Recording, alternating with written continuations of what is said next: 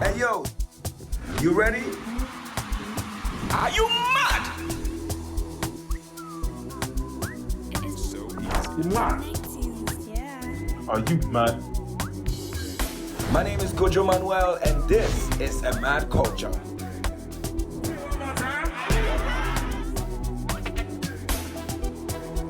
Welcome, people. We're back again. This is a mad culture. My name is Kojo Manuel, king of the MRC. Somebody say, are you mad? And yeah, I know you're here for Camidoh, but it don't be me though. I know, 1 over 10, I know. But I'm here with a man himself, Camidoh, one of my favorite people, one of my favorite artists. And this is definitely going to be a good Camidoh. What's up? What up, bro? Shout out. Good. Love. It's good to have you. Yes, man. I chase you. Yeah. You know the timing and everything, so Yeah. But it's good to have you. good to be here. I know your schedule is crazy for you to pull up at this time, Sam. Yeah. Really appreciate it. Thank you. Let me just start off by saying that you're doing so well.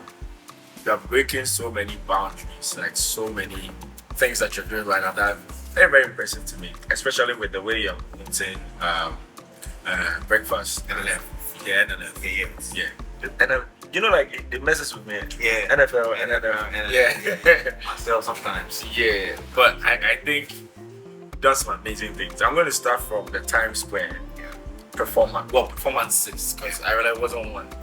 Tell me about the Times Square's experience first off. I think I'm very interested in that. I was like, idea is just, found myself in Times Square and I just saw an opportunity. Saw like a bunch of like musical units and I decided to what other way. It's like a bunch of music, generation. So, but at the end of the day, now it's like, once you go where they don't know you, so you have the opportunity. And you know, the story away on shy of anything. But speaking of the shyness, like you're in a different country.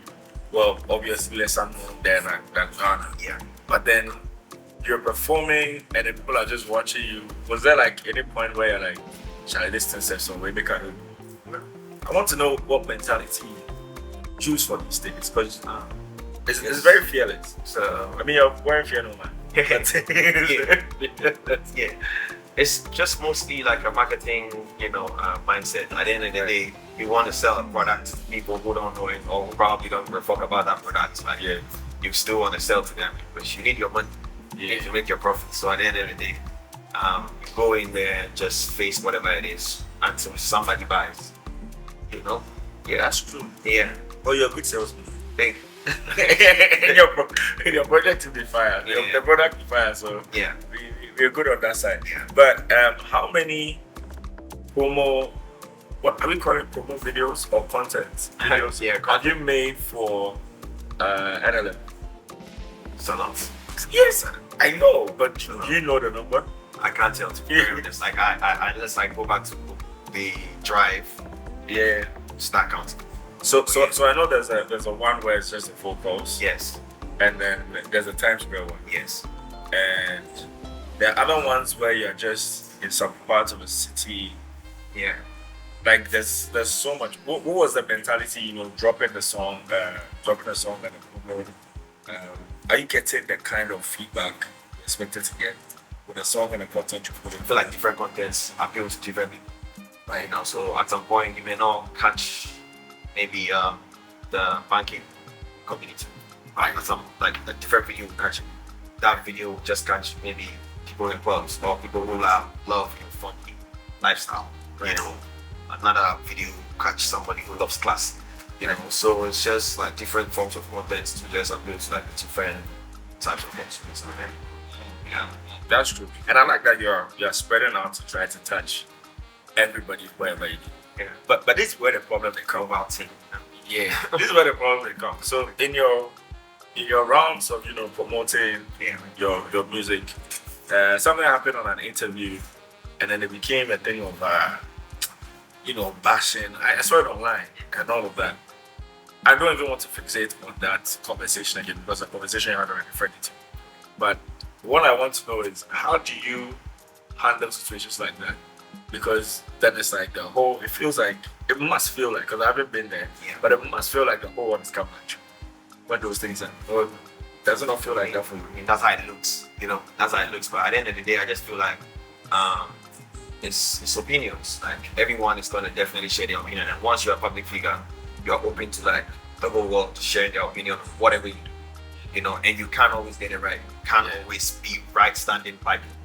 You know what I'm trying to say? So it's just, I mean, just let people say how they feel, and you, as a rational human being, you sit down there and just like look through and see, okay, maybe this is a mistake. This is what I need to correct, and say, just move on. Do you think that artists are held with a higher standard to a very, let's say, unnecessary level? Yeah, public figures. Once you become a public figure, like people start to hold you at a very like high standard. Yeah. Everything that you do. But you think it's fair? Because let's be honest. Yeah. You're somebody that's talented, that wants to do music, and doing music. Suddenly, you're being bashed for saying the wrong thing and then being held to a standard, and you never ask for it. That's not a musical thing. Yeah. So that's where my question comes. Do you think that it is fair for that? I mean, you can't always have everything fair. That's basically what I'm trying to establish. Because even there are times where you are a very friendly person, but go for show and your team wouldn't let people touch you or people even get to shake you because it's not safe for you at that point. Right. But to them, it's not fair. Do you know what I mean? So you can't always have everything like perfect or fair or whatever. So just let life flow. Yeah.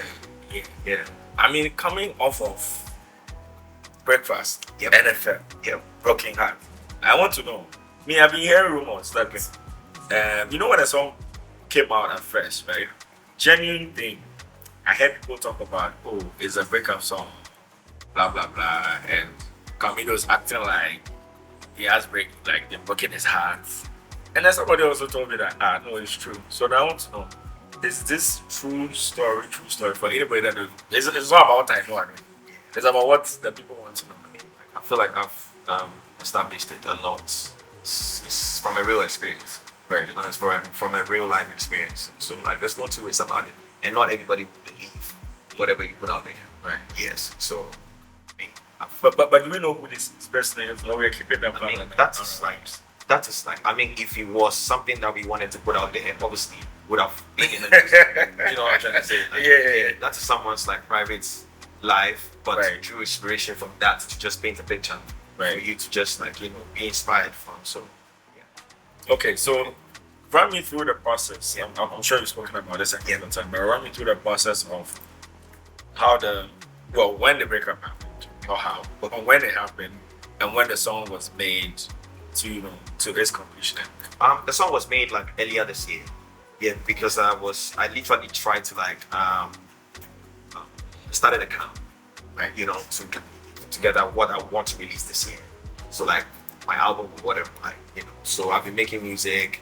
One early morning, I guess, I just woke up and went into my studio, tried to like, you know, draw inspiration from certain life experiences and just like make music with it. And the team felt that was like, you know, special. Or felt that the record was really like good, and we wanted to just like put it out. And so we had to go with it, you know. But what of the recording process? The recording process happened in my house. Yeah. It happened in my house like one early morning. I just woke up and I was like, sometimes I'm random like that. Like I can just come back from town and I have certain things I want to say. So But at the time you had made up the song, when you wrote the song, was it like fresh off? The issue was like after a while. Yeah, after a while. The issue was after a while, and you know, I'm an artist, so as and when it comes to me is when I'll make the record. Yeah. So it's like when the matter sits, it just settled for a while. Yes, and then for a while. settled for And a then while. yes. Sometimes while the matter or the thing is happening, you are making the music, or you have the drive to make the music. Sometimes it happens years later, and then you have the drive. So it depends on how you know, inspired you get at that particular time. Yeah. But when you're making it, did you think it was going to get the feedback it's getting now? The vibe that it's getting now? Mostly just make music. Mostly I just make music thinking about how I feel about the song. Like it's like these are the words that are coming to me, and I feel like it makes a beautiful piece of like art. Yeah. Do you know what I mean? Yeah. You can't really tell. I mean, I other than that, we always like envision every record becoming like global. Because when you're in the studio and the song, it's like everybody feels like a hit. Mostly in the studio is like it's a big hit. And I mean sometimes some records are hits but don't become like big bangers out there. It doesn't make them not hits. You know what I'm trying to say? Like with the right things in place or whatever, like, you know, every most records can become. Yeah, most records are hits, I believe. Yeah. True. It just doesn't probably get to the because it's there's a record that probably like maybe Ghanaians will not be fucking with, but it will get to like maybe Sudan, and that becomes like their anthem. You know, so it depends on you know how this like. Now, speaking of outside, I mean you've been outside for a bit. I know you did a couple of shows. And stuff. Tell me about that. Which cities did you go to?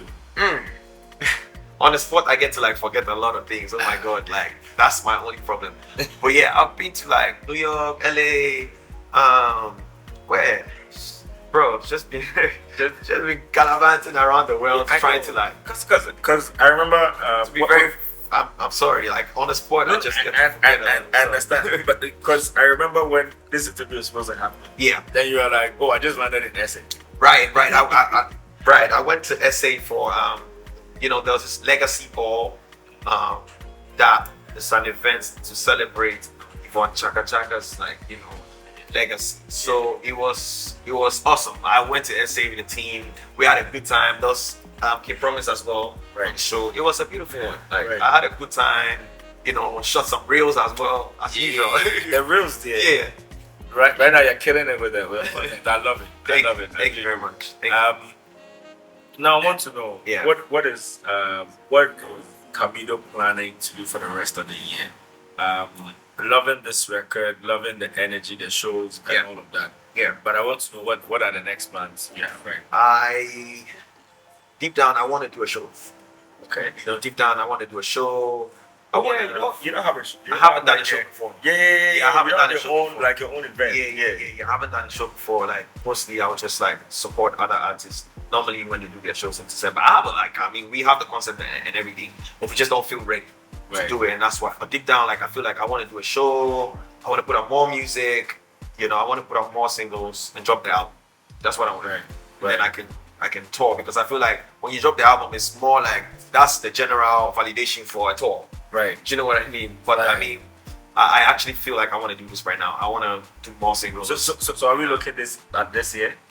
Yeah, left to me alone this year. Sometimes the artists don't get to do what they want to do. You know, the team has to like. But we're still around. We're still circling around it to see the possibility. But yeah, that's what I want to do. That's what I have. Okay. Yeah. And speaking of album, we're getting that's what I want to do. That's what I want to do. This is a very politically, very diplomatic. That's what I want to do. Like, oh, I said that's what I want to do. I didn't say it was going to happen. I want to give you guys albums. Okay. Yeah. But if your team gave you the green light right now, 100. Do you have the songs ready? Everything set? Everything is ready. Just need to get into the mixing session and do like a couple touch up from the mastering, and we should be ready. Okay. Yeah. But this hypothetical album doesn't have a name. It doesn't have a name.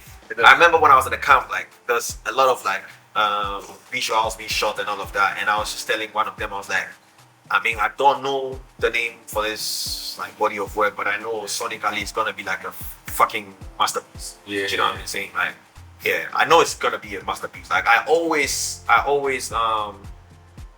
measure like my performance, so I always try to like I give myself a high standard. Like, you know, I gotta think like I'm looking at people like all the tops. You know, and I'm looking at the albums like I want to achieve this level of quality, this level of, you know, whatever like on the album. So I like for sure I'm gonna like, if I don't hit 100, I'm probably hitting like 98. Yeah. That's fair. At least I want to make sure that with the music there's no mediocrity around it. You know, at least for the ads, like I want to make sure it's very super authentic and original and top tier. I'm gonna say something, but I'm not gonna mention a person. So I've heard it from at least 2 people. Yeah.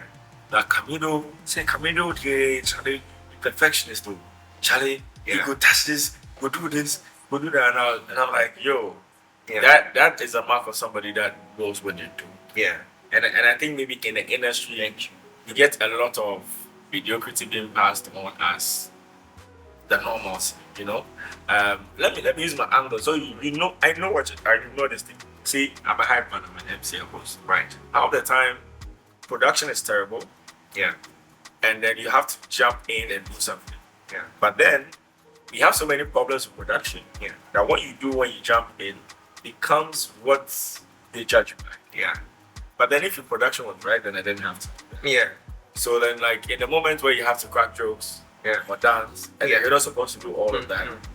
But then, and you're it's the being same. judged with. You're being judged with it. Yeah. But then, as an artist, Yeah. you know that this is how good it's supposed to sound. Yeah. But then even the producers are gotten to a point where it's like, oh, look who doing like this. Yeah, They yeah, come, yeah. Charlie, Yeah. come, and then now you look like the weird one. Yeah. You deal with that a lot. Yeah, it happens a lot of the times. Like there are times when I'll go to a show and then like there's no provision for like an in-ear that allows you to really like monitor what you're singing, whatever I'm putting out there, and I'm like pissed because I'm like, this is because normally artists have writers. So it's Right. like team has already told you this is what you need to put in place, and then you assure them you're going to put it in place, and it's just like plan for that. And then Do you ever have a situation where you send a writer and then Yeah. they're looking at your writer like Charlie, where they Yeah, ask too you much. to Yeah, it's because that culture has not been like established from the beginning. Yeah. It's like a lot of things are just built on like it's like vibes. Okay, win you want win, and it's like so, and like you can't always blame everybody too, because then sometimes we try to make something out of nothing, knowing very well that there's truly no sponsors on the show, but still the show has to go on. Yeah. There has to be an entertainment platform for these people. So people will still try something that they should be doing with 100,000 Ghana cedis. Will still try to do it with the 10,000 Ghana cedis. And you can't expect to see 100,000 outputs. Do you know what I mean? So it's like it happens all the time, and we are just like trying our very best to just keep it going, keep the show going. Do you understand? This makes me want to. Wrapping up. Yeah. This makes me want to ask this question we always ask. Yeah. But hopefully, maybe this time things are different. In terms of the music that we're exporting, obviously we've spoken about the mediocrity in the industry, and sometimes I don't blame people too much because, like I said, financial backing, the industry growing, having the right equipment and all that, we're getting desperate. Yeah. But in terms of music and where it's going, I know we're improving. Yeah. But are we going? Yeah, we are. But I do think we are moving at the right pace, or we are taking 3 steps forward and 2 steps back. Like the whole thing, you can't really judge it. You can't really judge it because then when you look deep, you realize that this is what we are presented with, or this is what we are exposed to, and this is the best we can make out of it. Sometimes, in certain cases, that there can be like better can be done, but people also just decide to.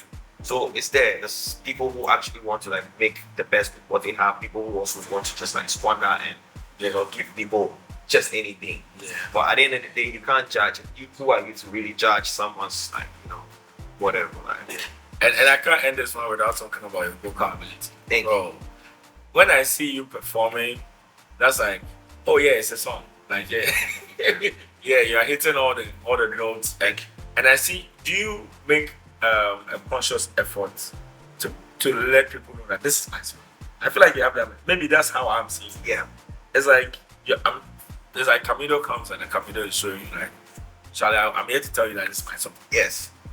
Is that a mentality? At the end of the day, you have to feel that truly this is the creator of the thing. Yeah. It's like when we're calling God, like, and he comes, he really shows you new God. Yeah. You know what I'm trying to say? So this is who you are. So when you come, you have to truly show people that you don't want people at times when you want to, like, you don't want to feel like this is the artist that really made the song. It doesn't really feel like that. Yeah. So Yeah. I always strive to like make people feel what we felt when they were doing. That's even more. That's fine. So this year we're very likely maybe getting an album. Yeah, most likely. If the album is coming, then we're getting a concert Most likely. and we're getting a tour. Most likely. I feel like definitely 1 or 2 of these things will definitely happen. Most likely. Which one is most important? The album. does the material first, and then inspire the people, get to the people, touch the people. Yeah. Then it makes them want to come out and see.